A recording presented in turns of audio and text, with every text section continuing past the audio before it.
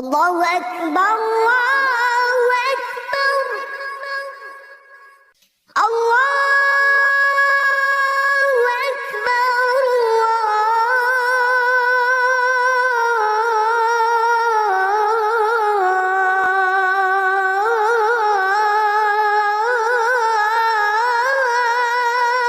الله أكبر أشهد أن لا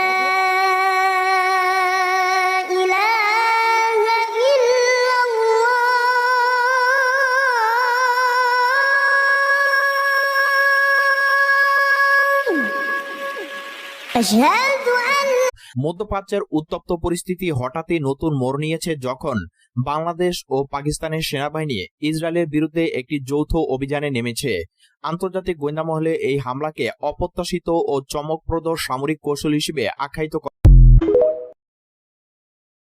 আমি আমার নবীর জন্য আমার সন্তানকে ত্যাগ করতে পারি, আমি আমার নবীর জন্য আমার মেয়েকে ত্যাগ করতে পারি, আমি আমার নবীর জন্য আমার ঘর ত্যাগ করতে পারি, জমিন ত্যাগ করতে পারি, আমার জীবন ত্যাগ করতে পারি আমার নবীর জন্য।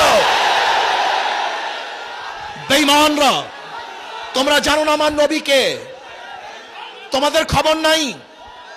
জনাব মুহাম্মদ রাসূলুল্লাহ সাল্লাল্লাহু আলাইহি ওয়াসাল্লাম জাতের উপরে যদি আঙ্গুল তোলো, ওই আঙ্গুল জায়গা মতো রাখা হবে না। যদি আমার নবীর চরিত্র চক্ষু তোলো, ওই চক্ষু শরীর থেকে বের করে দেওয়া হবে।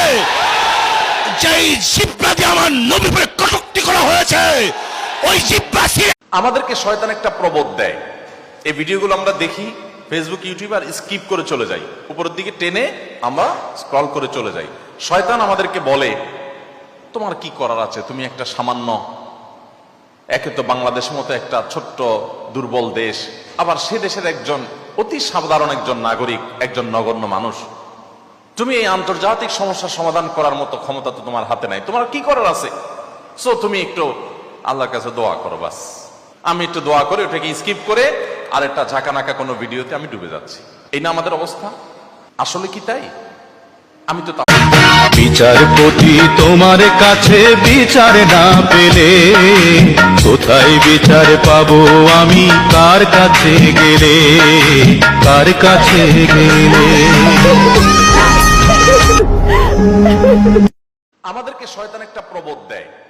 এই ভিডিওগুলো আমরা দেখি ফেসবুক, ইউটিউব, আর স্কিপ করে চলে যাই, উপরের দিকে টেনে আমরা স্ক্রল করে চলে যাই।